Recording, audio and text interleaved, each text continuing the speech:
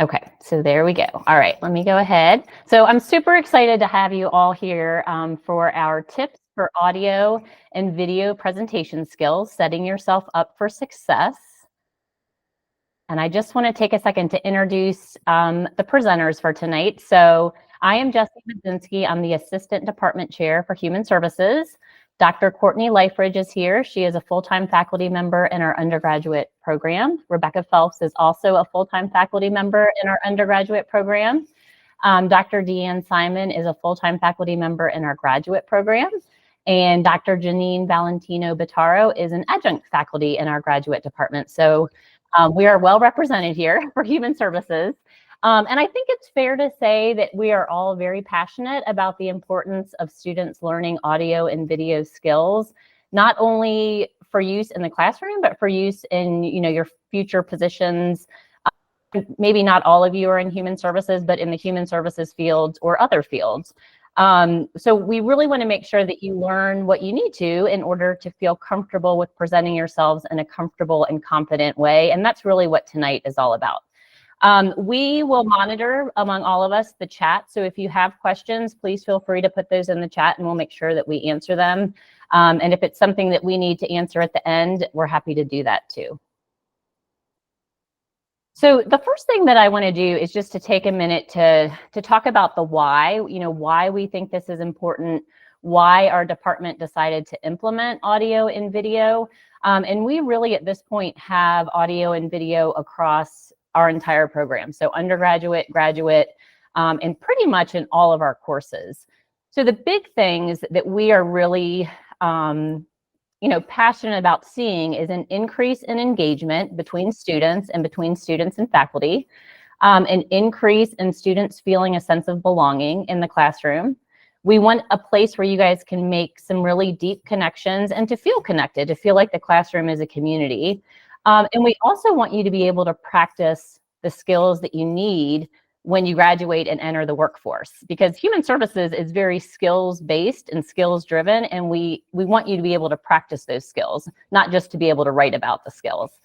So one of the things that we noticed in our classrooms previously, when it was all text-based, so when the discussion boards were all text-based, when assignments were all text-based, that it was easy to feel lost for students. They kind of just felt like another thread in the discussion board. They really didn't feel like they had the opportunity to get to know each other as well as now with videos, they're able to. So that's been a huge, I think, improvement for us in terms of our classrooms. I think the other thing with the discussion board, when it's all text-based, it can start to feel a little bit monotonous, and this allows some creativity. It allows you to see each other's faces and hear each other's voices, and that just brings a greater depth to the connections that you're forming. And for me, as an administrator, to go into a classroom, now into an introduction discussion board, and to be able to see all these faces, all these students and faculty talking to each other, it's incredible. The differences is really incredible. The other thing we look at too is research. Like, what does research tell us about relationships in classrooms?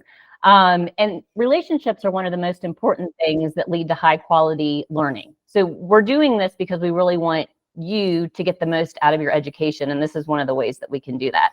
So the audio and the video allow students to feel seen in a classroom where previously they maybe were not feeling seen. It allows for more student-to-student interaction, like I was saying in the discussion board, which is a huge goal of ours. The other thing that was kind of an added bonus of the introduction of these audio and video components is that we have seen faculty and students get really creative. I have seen faculty singing.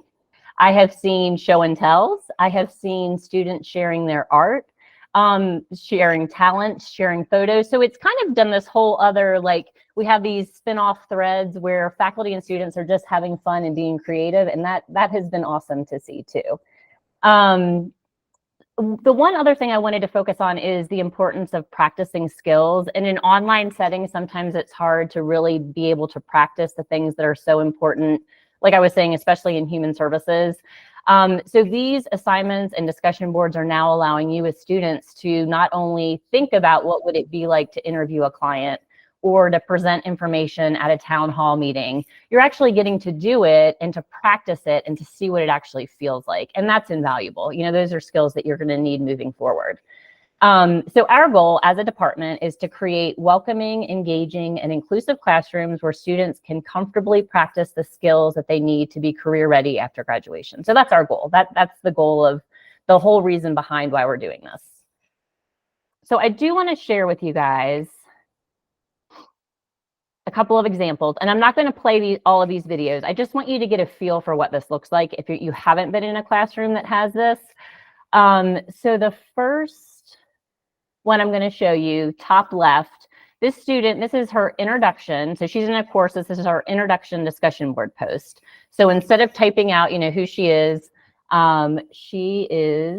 sharing on camera. Oh, hold on a second.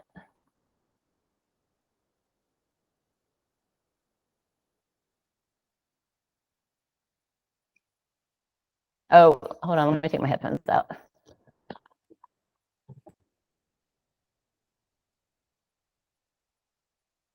Oh no, okay. Well, we might have to come back to these. Or can you guys hear those when it's playing? No, okay. It worked earlier, so I'll come back to these. I'll just give you a quick overview. So the first one, the student is introducing herself in the introduction discussion board. The one next to that on the right is a graduate assignment. So they are tasked with exploring their identity through an intersectionality lens. And instead of just writing about that, they're creating a mask where they're showing their instructor how they think other people view them from the outside and how they view themselves from the inside. So instead of just writing about it, they're actually creating the masks and then explaining it in a presentation. So this one just has audio. Some students are holding the masks and do it with a video, but just a much more creative way to share the information. And then the one on the bottom is a discussion board assignment for our restorative justice course. So she is, instead of, again, writing out her response, it's video. Okay, and I'm going to pass it over to Dr. Lifebridge. Great, thank you, Professor Budzinski. I think the videos are playing. Okay, here we go. Oops. There you go. There we go. Thank you. So again, I'm Dr. Lifebridge, and I'm going to be talking about cultural awareness and skillfully presenting. So historically in the Human Services Department, our grading rubrics for audio and video discussion boards have had a component that evaluates a student's level of professionalism in their delivery. And though the seeming goal of professionalism is to simply establish a specific set of principles to govern workplace conduct, these standards are not uniformly applicable to everyone. So what we've seen far too long with professionalism is that it's been used as a tool to regulate the appearance and mannerisms of individuals, particularly people of color. And this not only stifles individual expression, but it also perpetuates systemic inequalities. So for example, there had to be the passing of the Crown Act in 2019 to prohibit race-based hair discrimination, resulting in the denial of employment and educational opportunities. So because of the inherent bias associated with the term professionalism, the Human Services Department is encouraging students to now focus on presenting skillfully rather than professionally. But what exactly does it mean to present skillfully? So when we think about presenting skillfully, it involves not just adhering to a rigid set of standards, but rather mastering the art of effective communication. Skillfully presenting means being able to convey your message clearly, engage your audience, and inspire meaningful dialogue, regardless of whether or not it aligns with the conventional notions of professionalism. And as we go throughout this presentation, you'll be provided with additional points on this as well. So when doing your audio and video discussion boards, authenticity is key. So we want students to embrace their cultural identities, their unique voices, as well as their personal styles. And as faculty, we celebrate your differences and know that they enhance the quality as well as the richness of our interactions. And I will pass it along to Dr. Valentino Vitaro. Hello, thank you so much. So part of the authenticity and part of the of this for the presentation is mindset autonomy in this work-life balance.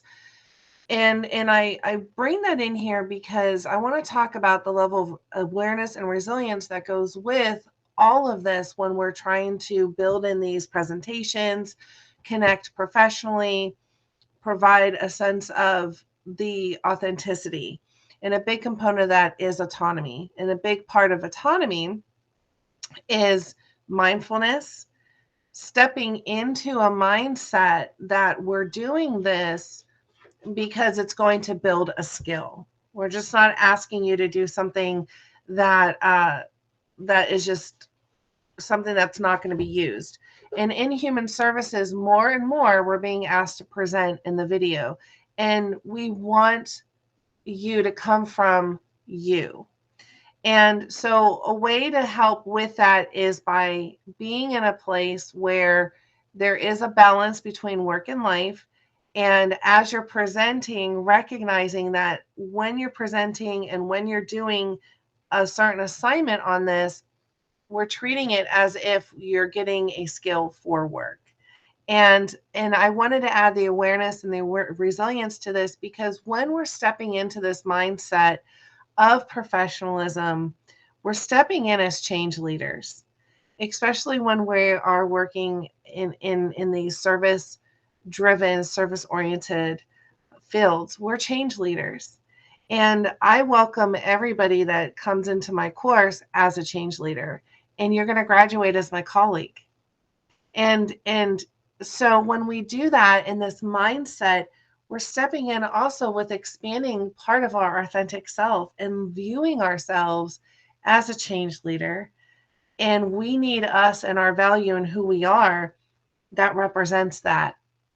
And so when I was asked to talk about this and to deliver this, I also wanted to say we have to be very mindful in that presentation too, because it is about who we are in our essence that brings value to our role. And we're going to get hired because of us, and nobody can do you better than you. And so that mindset as you're presenting is a way for you to practice stepping into that level of autonomy and authentic self. Nobody can do you better than you. And you're a change leader. And this is just one step towards how you're going to promote change in your field and your discipline. And the balance in that is that recognition of stepping into self in all parts of your life. You don't always have to put yourself in this holding pattern at work or a job that you're doing and then being self in all other parts and avenues of your life. You are wholly and fully you, and that's what brings value to you. So I will go ahead and I think it's Dr. Phelps that's next, and I will just move it to her. Thank you. Not quite doctor yet, February. I'm almost there. Almost. I appreciate that. Almost. Let's just practice that. Almost Step into it. Hello, everyone. We're so happy that you are here. So I'm just going to take a few minutes to talk about preparing for your audio and video discussion post. And what I have found is that anytime that I'm prepared for something, I feel more confident. And then when I feel confident, the process just seems to go smoothly, or at least smoother than feeling unprepared. So I have a few tips of what you can do, especially with your space and what that can look like before you even hit the record button. The first thing I have on here is around setting up a quiet environment. And I say that in a way to limit distractions for you. So if you have children or pets, dogs, anything like that comes up in the background, I don't want you to panic or get anxiety about that, because it happens to all of us. Even myself as an instructor, I have kids and a dog, and it happens. We're human, and I really think everyone does the best that they can in the spaces that they have and in the situations that they're in. So don't panic if that happens to you with some background noise. But creating a somewhat quiet environment will help you feel better and feel more confident. So if you do have people in the home, if you can just talk to them or set boundaries with them or just see if they can, do something, if that's possible, just hold those conversations to create a plan, and then you'll feel better. Even with myself, I don't like my family listening to me, like when I talk or record things. So if they're home, I will actually ask them if they can go in a completely different room, because it just eases my anxiety and I feel better and more confident. The other thing I wanted to talk about with the setup in terms of the audio portion. So if you're using a microphone, headphones, your phone, your cell phone, or your computer, everyone's speaker system is a little bit different. So for me, I realized that my audio through my computer creates a lot of feedback when I use certain platforms. So I actually have to use headphones. I'm using them right now for certain platforms. So you might just have to test things out and figure out what type of sound system works best for you. In other platforms, I could just speak without a headphone. With the microphone, the headphones that I'm using, if they attach, that they have a wire, mine has a wire on it, so it's not wireless. I'm not that fancy yet. But if it's attached, when I started using these, I thought I had to pull the speaker part up to my mouth to talk. And when I listened to my recording, it was very muffled. So just a heads up with headphones, they're designed to pick up your sound naturally. So it will pick up your voice. If you physically are holding it to your mouth, it will be very muffled.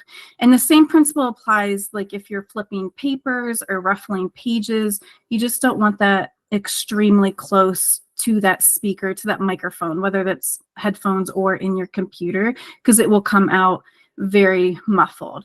And what you can do, you can even just practice like a few sentences that has nothing to do with the discussion, and with flipping pages, and see how that sounds for you. And then with your environment, just think about what would reduce distractions for you specifically. And that might look different for all of us. So for example, for me, where my laptop is set up, I have a window behind it. So the window's like in front of me, and I can see cars driving on our road. And if I'm in a meeting or in a session with my other job or teaching, and I can see that car in my peripheral, I will immediately look at that car and my mind just goes blank for a second. So for me, I know that's a distraction. So I actually have curtains to block that out during sessions, meetings, or classes. So for you, just take time, whatever your environment looks like, and just ask yourself, can I feel like I can hold my focus in this space? And do I feel like I can be authentic and confident in this space? And you can add things too. Some people, they do really well with like fidgeting with things in their hands when they speak. And that's okay. Like add whatever you need to do that's going to make you feel the most relaxed and to be able to show up as yourself. The other thing I wanted to talk about is camera position. Cameras, they might be already embedded on your computer, laptops, your phones, or some individuals are buying webcams to attach to their computers. In any case, research does show if we can have a frame of our head to our shoulders, that seems to be a really good frame to engage our audience. Anything less or anything more, they have found that it takes away attention from our message that we're saying, delivering to our audience. So just trying to have that frame. And again, just do the best that you can. It's okay if you can't align that perfectly. And then speaking of backgrounds, that also, we just need to do our best we can to try to keep it somewhat clean. A very distracting background, or if there's a lot of people in the background, it'll definitely take away of what we're speaking about. So instead, your peers or colleagues, they might be really looking and they'd be like, oh, what's going on? Or what are they doing? So just do your best to try to eliminate that through Kaltura, which is that application that is embedded in Brightspace to do your audio and video discussions. It's very simple, and simple in a way where we actually can't really change much with the background. So in the next slide, I am going to show how you can blur out your backgrounds through other applications like Zoom. So I'll talk about that in a second. With lighting, the big key thing with lighting is you want light in front of you to kind of illuminate your face. If we have too much light behind us and too much darkness in front, we will be very shadowed, and it will really take us away. And even in my own space at nighttime, I have just a very cheap desk lamp, and I just have that. And so like I can turn it, up, like you can see that's way too much exposure. So then just down, just have a little bit where I'm not completely lost into my dark room. I painted my walls black for some reason. So that would really just kind of take me away there. The next thing I have is around equipment check. And really this is just a check in general of just to run through things to make sure you feel really good with your system and with your space.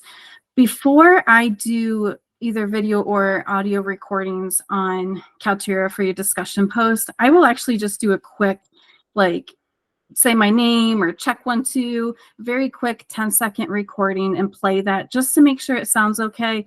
I like to do that because I know I have problems with my audio sometimes with my computer system. So I would much rather know that I have problems right away versus doing a 3 to 5 minute recording. And then when that's finished, I listen to it and I'm like, oh no, my audio is not working. I have to re-record the whole thing. So I do recommend doing just a very quick check to make sure everything looks good, sounds good, and then you are ready to go. And you could do that with your environment too. Just, check your background, make sure your notes are in place, everything is just ready to go, so you're not feeling like you have to scramble last minute. And then speaking of notes, I do find it helpful to have some notes handy that can help you stay on task, but I do recommend not writing out your notes word for word of what you want to say, such as in paragraph form, because if you do that, sometimes it can be very distracting for yourself. And then it actually does take away your personality and feeling authentic. And we love to see that. We love to see you shine through. So what I recommend is just having keynotes that will jog your memory. And you can either write this down on paper and on a paper and pen right in front of you. And then when you're just glancing down, because it's a note, it's not like you'll be stuck looking down for a long time because it's just a note. The other thing that I used to do, this was actually during the pandemic, when I went remote for the first time, I would actually just write notes on a sticky note and stick them to my computer. And nobody could see on the camera, like it wasn't blocking the camera, but I could see. And then also I didn't have to turn my head up, down, or any which way. It was just kind of straightforward. And then I have also had students where they'll have a split screen on their computer where they'll have the Word document on one side and the Kaltura on the other, and then they'll have kind of notes there. So that can be helpful. But again, we don't want to read off of a paragraph type of form, just those key notes. And then this last slide I have here is going to show, if you're in Zoom specifically, and I know we're talking more about Kaltura tonight, but to show how you can blur your background or change your background image. So again, the Kaltura function is very simplified where it doesn't have some of these fancier features in it through Brightspace. But if you're in class, if you have to give a presentation in class or any of these type of speaking or visual skills in Zoom, when you open it up, you will see that audio, that microphone symbol on the left-hand side there, and then you'll see the camera right next to it. And then in the camera, there's a tiny, tiny arrow. And when you click that arrow, there will just be a few options, and it'll say blur my background, and it will blur your background. So it's just 2 clicks, and then that will blur your background. If you want to take it a step further and upload your own image, background, or something like that, just click the option below it, which says choose virtual background, and you can actually upload your own image from your computer that you saved. If you do that, just make sure that we still have a respectful, clean image, and then also we still don't want that to be highly distracting. So if you ever use those other platforms for recording, that's always an option. And now I will pass it off to Dr. Simon for the next part. Hi, everybody. And so I am going to be talking about managing potential barriers. And I don't know how many of you have worked with video assignments or video discussion boards. But, for me, I will just tell you that I have come across a lot of potential barriers. And so I thought I would share some of those with you. Number one, to let you know that they do happen and not to panic or get really anxious about that. It's happened to all of us for sure. And, number two, just to kind of give you some ideas of what might be helpful when we do come across something like that. So obviously, the first one's technical limitations. And I know Professor Phelps was talking about poor lighting and equipment. I have personally, I have had lighting issues. Like I've had a light go out in the middle of a presentation before in seminar. And I'm just like in darkness, and so, but I've had that. I have had, where I've had issues with, like, I couldn't get the sound to work. And the biggest thing I would tell you is to not panic. Like, you do want to set yourself up for success and have all of those things in place as much as you can, when you start, but don't panic if something happens and, it's unexpected, because most, all of us have encountered that. And what I have found is people are very gracious while we stop for a minute and, and kind of regroup and figure out what's going on. So do what you can to prepare, set your space up for success. But don't panic. And if something does happen, because just know that it is, it is something that is more common than we would like. But you want to check your equipment, check your lighting before you get on there. I love that Google Meet does kind of like a preview. That's my favorite, because you really can prepare for that, but not all of the platforms allow you to do that. Physical barriers, you do want to make sure that you don't have any kind of distractions like in front of you. I have, you don't want to stand too far away from the camera because, but you don't want to necessarily be too close. I don't know about you guys, but I am always a little bit distracted if the camera is down here and you're like looking down at it, and that can be a little bit, it can be a little bit hard to watch, particularly if it's like, if it's a long presentation. So you do, kind of like Professor Phelps was saying, you do want that camera to be as much eye level as you can. So, and just be within that space of the camera. Noise is something that I encounter quite a bit. Not, well, sometimes with myself, my dog will certainly have a moment of time. And, but I wanted to just kind of share with you, sometimes we don't realize what the noise is in our own home because we kind of tune it out. And I just wanted to share really briefly. One time I was doing a presentation. This was before I worked at Purdue, so it was many years ago, and I had a parakeet, and the parakeet loved to chirp, and because he was always chirping, I just really didn't think about that. But when I went back and watched the recording, all I could hear was over and over. The parakeet was so excited and happy that I was out there just, giving it my all. And he was just very supportive. And so I watched that recording and I was like, what in the world is this? And I mean, truly, like, I did not hear it in the moment because I just tuned it out. So you do want to kind of, be aware of your environment, and in terms of, what sounds, do you just sort of naturally tune out, because that can happen. So I've also had students record outside, which seems like a great idea just because you've got all the lighting, and that's a wonderful thing, but they don't necessarily take into account like traffic noise or things like that. And so, I think outside can be great, but one time I tried to do seminar outside at the beach, thinking, oh, think about how relaxing that's going to be for students. But truly, all you could hear was like the waves, how the ocean just kind of like, roars. And so I was like, no, I cannot do that again. And so just kind of think about things like that. Another barrier is if you have audience members who have disabilities. If you definitely want to make sure that you enable closed caption if that's something that you need to do, we have assignments in the human service field, in the human service department, where like video discussion boards, we encourage students to make sure to enable closed captioning, so that any student that is going to be watching that and potentially responding to the discussion board is able to view that if they need it in closed captioning. And so Kaltura does have a way to do that. Zoom, you can enable closed captioning. So most platforms now do have closed captioning. I know Google Meet, you can do that at the bottom of your screen if you need it. But if you, as the presenter, if you're going to be recording it and uploading it, and if you can enable closed captioning, for example, that would definitely be something that you would want to do for those individuals that maybe need that. Finally, dealing with fear and anxiety. We're going to be talking about that more specifically later, but I did want to just put it on here in terms of kind of reflecting a little bit on, what does that look like for you?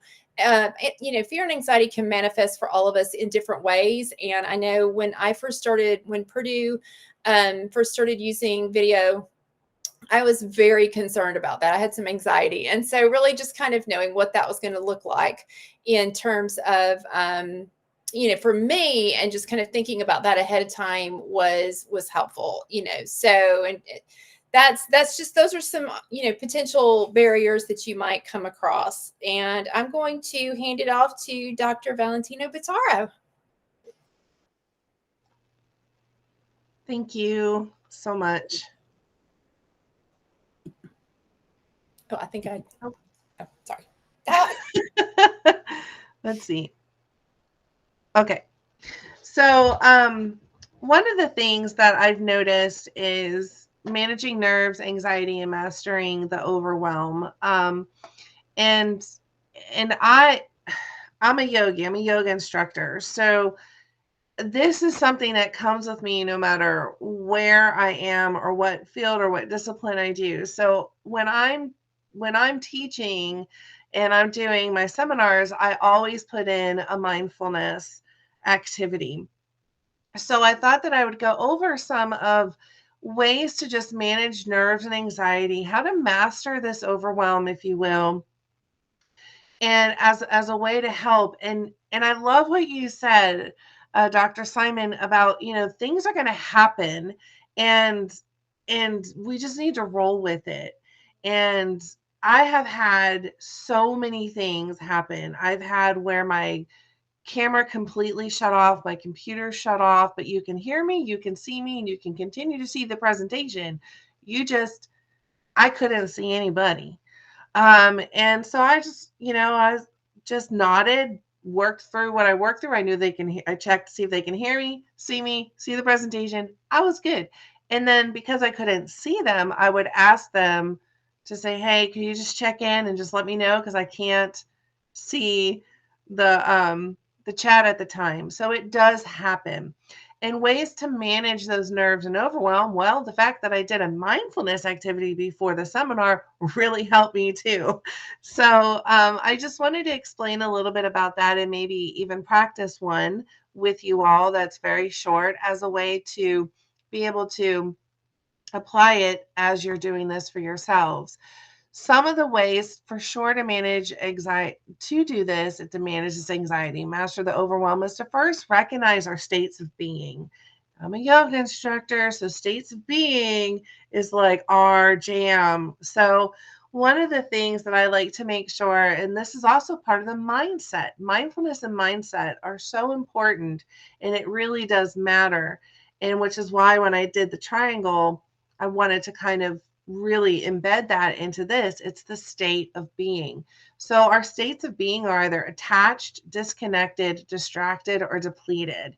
And I'm sure every single one of us can check off a box here and has felt this at some time or another, where we're either feeling really attached, we're attuned, we're engaged, we're connected, and then we're disconnected. And sometimes it can happen within 5 minutes, 1 minute, 30 seconds from each other. Again, with distracted, we talk a lot about doing our best to limit distractions. And again, it can happen. And then, of course, depleted. We all are working full-time jobs. I know most of the students that I engage with, they're working full-time jobs, sometimes 2 or 3 jobs, managing families, remember work-life balance. And there's just multiple things. And by the time they get to course or have to do a recording, they're feeling very depleted. They're feeling very fatigued. So check in with your state of being. As you're setting your stage, Professor Phelps said it beautifully, set your stage. And I'm saying set your mindset. And Dr. Simon is pulling it all together and saying, here's some of the things to manage. And so the first thing is check your state of being. How am I feeling? Am I attached? Am I feeling a bit disconnected? Am I getting a little bit distracted here? Am I feeling really fatigued and depleted? So then we can shift to then our focus. When we're attached, we're aware, right? We're completely aware. We're in our center. We're engaged. Things are happening. Like you can hear that nice little poppy music as like your theme as you're walking if we were in a movie. And so that's great.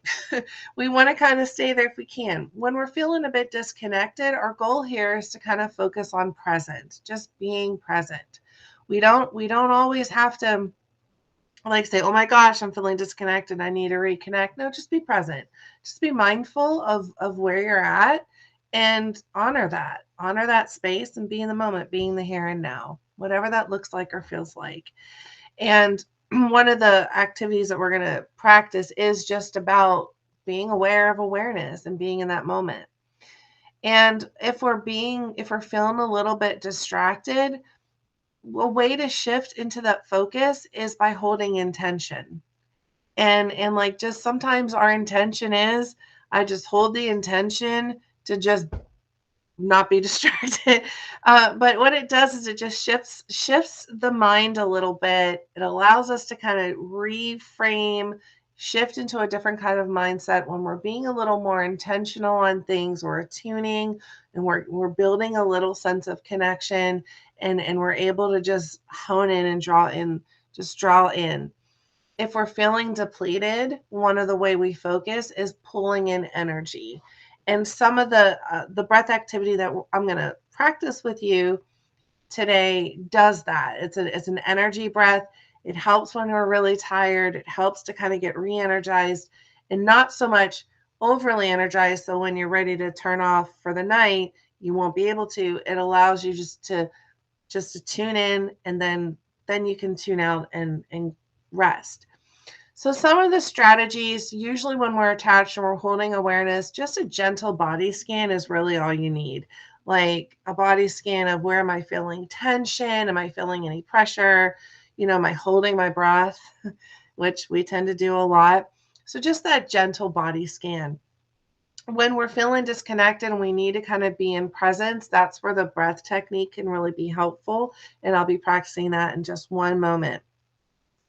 If we're distracted and we're really working towards honing in on that intention, stillness and focus is the strategy here.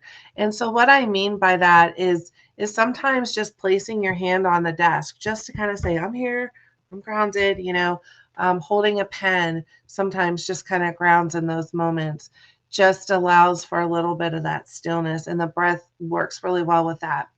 When we're in this energy state where we need to kind of bring up some energy, rest and reset and routine is going to be really important here. So everybody knows that I do a mindfulness activity before my seminar. So that's their rest and reset. And I check in, are we up for a mindfulness activity? Always I hear yes. And then, well, what do we need? Breath or movement? What are we feeling? A little bit of both? I always get both. So I tend to just make sure that we do that and just show how we can build in a little bit of rest, reset, and routine as we're feeling this depletion, needing this energy. So if you don't mind, I'd like to do just like a little quick breath that does a little bit of all of that. The stillness, the focus, the reset, routine, and just bringing in that energy. And the way we do that is if you just place your tongue on the tip of your mouth by the top of your teeth and make an S sound. And the way that I think about it is like I'm a huge Harry Potter fan, so I think of Slytherin and when he was able to speak snake. So it's like that sound, right? So the very first thing we're going to do is just take a nice deep breath in through our nose. And as we exhale out, we're going to exhale doing the Slytherin. And you can feel a little bit of coolness right on your tongue. Well, that coolness, what it's doing is it's building, it's calming your nervous system, and it's bringing in some energy, some coolness. So go ahead, take a nice deep breath in again. And this time exhale out. As you're exhaling out, close your eyes. And just one more time, take a nice deep breath in. One more time, making the S sound. Imagine a line, return to your natural breath and arriving in the here and now in this moment. Imagine a line that starts from the tip of your head to the base of your spine and just lean on right into that line.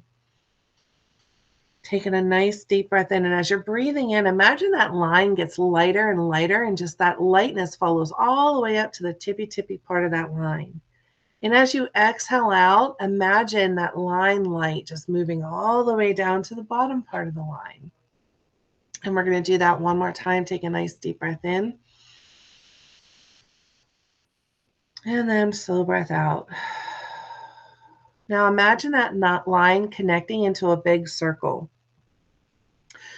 And what's going to happen now is as you're breathing in, you're going to imagine that line just following all the way through the circle. And as you exhale out, it follows through the second half of the circle. So when you're breathing in again, you're connecting that line again.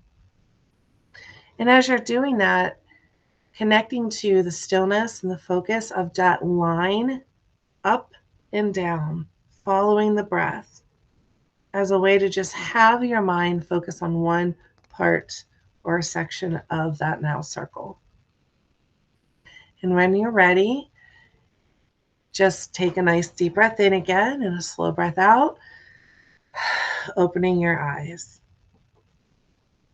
And that is just one example of a way to help with the energy. Hopefully you felt a little more energetic, well, not quite so depleted, and you're a little more still and have a little more focus. And now I will move over to, I can't remember, is it Dr. Lethbridge that's next, I believe? Or is it Dr. Simon that's next? It's me. Okay. It's me. Yay, Dr. Simon. And I feel like I need to come to your class and do all the yoga. Like that's what I feel like I need to be doing. Please. Because that was amazing, even just for a short time. It makes me realize how much I think I need that in my life. Yes. So I want to just talk briefly about presentation skills. Body language, is so important. We do want to be facing the camera. We want to have that welcoming, open posture. We want to smile or at least look pleasant, even if maybe we don't feel like smiling. So really give some thought to, in the human service department, a lot of times we talk about like those soft skills with clients, really creating that environment for clients that makes them feel comfortable and welcome. So we really kind of want to try and do that on camera as well, because it is more engaging. So definitely kind of maybe give a little bit of thought to what does that look like for you? What is your body language? You don't want to be sitting back. You don't want to be slumping. You don't want to be crossing your arms. Those kinds of things are very important, that open posture.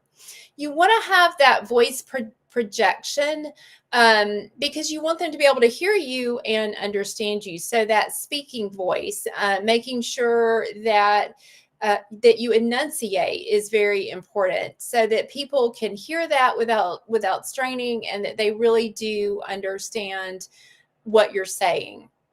Posture, we talk about that in human services a lot as well when working with clients, and that is something that translates to video as well. And I think that's a great way to practice, if you are in the human service field, to practice our skills that we would utilize with clients. And that's one of the great things about video, is that the video assignments is that it does give us that opportunity to practice those skills that we might use with clients. We may even be in a position in the human service field where we're doing some remote work with clients. I work with clients online. I do I do telehealth private practice. And so it's important for me to make sure that space is engaging and that I'm really inviting the client into, even though I'm on video, I'm inviting them and making that a warm and inviting place. So this is a great opportunity to practice that with some of our video assignments. So you definitely, one way to do voice projection is to have a good posture where you're not slumping, and to take deep breaths, and maybe not super deep where you can hear it on video, but to make sure that you have enough air to really enunciate and project that voice so that you're speaking clearly, which goes along with posture. If you're slumped over, if you're super tense, that's going to be harder to project. It's going to be harder to look relaxed. It's going to be harder to have that open body language. So really trying to sit up straight and make sure that you're taking in the air that you need, and that you're trying to be as relaxed as possible. I know that's not always as easy as it sounds, but if you have that posture, it's going to come a little bit more naturally. And then finally, I recommend, and I know Professor Phelps talked about this a little bit, but having those notes, you talked about sticky notes. I did that all the time during the pandemic. And so I connected with you when you were talking about that. But I always love to have a visual as well. It does keep me on track, and it also gives the people that you're presenting to, it also gives them something to focus on as well. And it can even reinforce your point. So if you're doing a video assignment, like I know we looked at in the beginning, the mask assignment, that's a great example of a visual aid. So you've got a person talking, and then you've got that mask assignment there with that visual aid that's really reinforcing what you're saying. And so if you're doing an assignment that is that has something like that, a visual aid is so helpful to keep you on track, but to also to reinforce the points that you're talking about to your audience. Now, that would not necessarily be like in a video introduction board. You're not necessarily going to have that. But for some of our other assignments that we have in our program, that is something like a lot of times we've got one assignment that talks about that has memes in it. And it really does make that presentation a little bit more impactful to have that visual aid. So if you don't have a visual aid, then definitely having some notes. And I love the idea of having them on the computer, because you're not having to look down all the time. You can still be looking at the computer and have those notes right to the side. So you can also I've also used like an easel, and I've put notes up as well. And that's been helpful when I needed more notes than what I could put on a sticky, or maybe I didn't have my glasses, and it's like, I need them bigger. I need them closer. So those are just some ideas in terms of, what we can do for presentation skills. So I'm going to turn it over to Professor Phelps. Thank you, Dr. Simon. So another part of audio or presentations, sorry, let me get to the right slide here. Another part of presentations or doing audio or video discussion posts is, how do we cite information verbally? And just like if we are writing an assignment or writing out a discussion, we always want to give credit where credit is due. So if we're using outside sources beyond ourselves, we always want to reference that and give that credit. And so when we are doing a speaking role, like a presentation for that, it's very similar in writing, except for that you're usually introducing that author, organization, website, news article first, as opposed to sometimes when we write, sometimes we'll use in-text citations where, they're in the paragraphs at the end or throughout the sentences and paragraphs. So for example, if we're using the NOHS website, we might say, according to the National Organization for Human Services, they wrote in 2023 and then you can go on with your sentence. So we still want to acknowledge that organization name and then add in that year too. And the year really helps just so the audience knows when that information was published, because that is important. If we want to quote information, just like you would in a paper or discussion where you would actually use quotation marks and then, the proper in-text citation with that. In a speaking role, we can just say, and I quote, and then, provide that quote. Or you can say, as the author quotes, or as NOHS quotes, and then you can progress with what that information is that you're quoting. So you don't actually have to say quote unquote, like you don't have to use that terminology. You can just simply say like as so-and-so quotes or states, and then proceed from there. The other thing with citing your work is if we are using authors, we want to give some type of information that lets our audience know generally who that author is.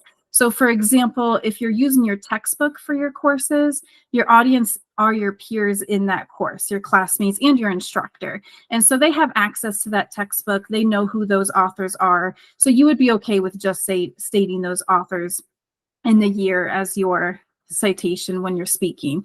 But if you're using an external resource that maybe individuals are not aware of, we just want to provide a brief identifier as who they are. So I have an example here of somebody named Dr. Frank Anderson.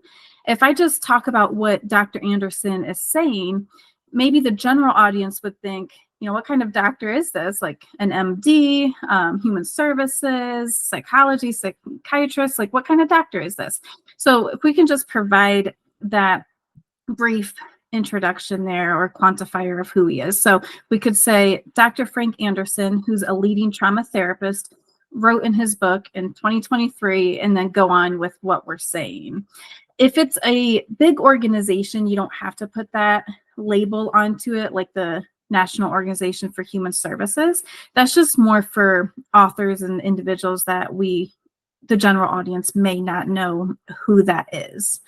And then once you're done with that speaking portion and you're done with your, either it's a presentation or your audio video discussion, you're done recording it, you're ready to upload it. When you upload it in that discussion board area, you can also type in there as well. So once you upload the video, underneath it, that's where you can include the references, like the APA 7th edition references. So just like if you were typing out your discussion post, you would want to include those references at the bottom, like your reference page, or in an assignment, your reference page. We do want to do that with the audio and video discussions as well. And you can just type them up or right under that video. And then I have another slide here with some examples, and I don't want these examples to overwhelm you. If you follow those general guidelines from the previous slide of stating the author's name, year, or organization, you will really be good to go. But I have had students that will ask me specifically, like, well, how do I say this if it's not an author? For example, if it's just a website and I can't find an author, or if it's an article but there is no author. So I thought it would be helpful to provide actual examples of, like books, magazines, or so forth. So for example, if you were reading the New York Times and you wanted to reference that, but there was no author, you could just say that there's an unknown author, just make note of New York Times and when that article was published. Same thing with journals, reference the name that is on there. Websites, if you can't find an author's name, you would just use like the organization name or the website name. So very similar to how you would write that out, but instead that you are speaking that. So the big takeaways with citing your work, we still want to give credit where credit is due. Give the name and then the year or when that was published, and then include your actual reference in the written portion underneath your video in the discussion prompt. So now I will go ahead and pass this to Jessie. Oops, I'm sorry. Okay, that's all right. Thanks, Dr. Phelps. Almost Dr. Phelps. Okay, so I just wanted to go over a couple of things to think about moving forward, how you're going to use these skills, and you will use these skills, as you continue through your coursework, once you start working in the field, if you do an internship, I mean, you will just continue to be using these skills that you're using when you create audio and video presentations. And the biggest thing too, I think that we've all mentioned is that through the practice, you're, becoming more comfortable, you're feeling more confident, and the practice makes progress, right? We're not looking for perfection. None of us are looking for like these perfect, there's no such thing as a perfect audio or video presentation. I will just leave it at that for any of us. We all make mistakes. We all have, accidental noises or, whatever it is. So I really want to reemphasize the importance of the practice. And that's why we've incorporated it into our courses, because we feel so strongly that these are skills that you all need to practice before you graduate, because they're skills that you'll continue to use. So one other thing I wanted to just kind of put a plug in for is seminar. Seminar is also a great time in kind of a safe space to practice. I know in our department, our faculty do a really good job of kind of saving time for that, or doing different activities where students can get on camera. And I would just encourage you guys to use that time, as another place to practice. Get on camera if you feel comfortable. If there's a discussion, if faculty encourage it, turn on your camera and just practice it. It's a great place to practice. So other ways you might use these skills moving forward, job interviews, internships. I know here at PG, one of the ways that we screen candidates is we give candidates questions and they record themselves, and we look at those videos first. And a lot of organizations do that. So it's not something that you can avoid. It's everywhere. And like I think Dr. Simon said, doing virtual work with clients, that's becoming more and more of a thing too. So this is something that's not only are you using these skills, once you're working face-to-face with clients, but you're also going to be on camera doing different things at some point or another. And I, just for me personally, I'm on camera all day long. And when I first started here, we didn't even have that option. So there has been a huge change. I mean, I've been here for 15 years, but there has been a huge change in the past 15 years, in terms of what we require here. And the other thing too, PG does not have a public speaking course, and I have had students ask for that.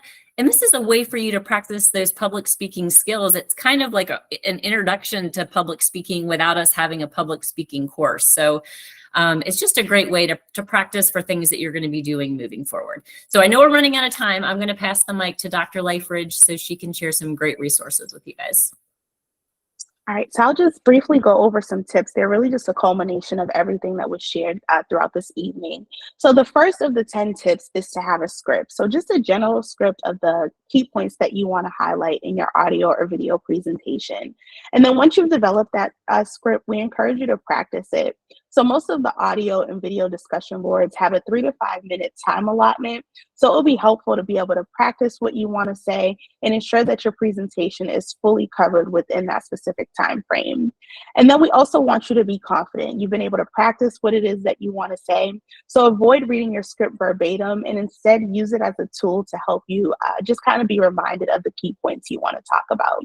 Next, we want you to stay stylish. So your attire should be something that's similar to what you would wear for an in-office meeting. And that can really vary. But really what we want to focus on is not wearing lounge or workout attire when we're presenting.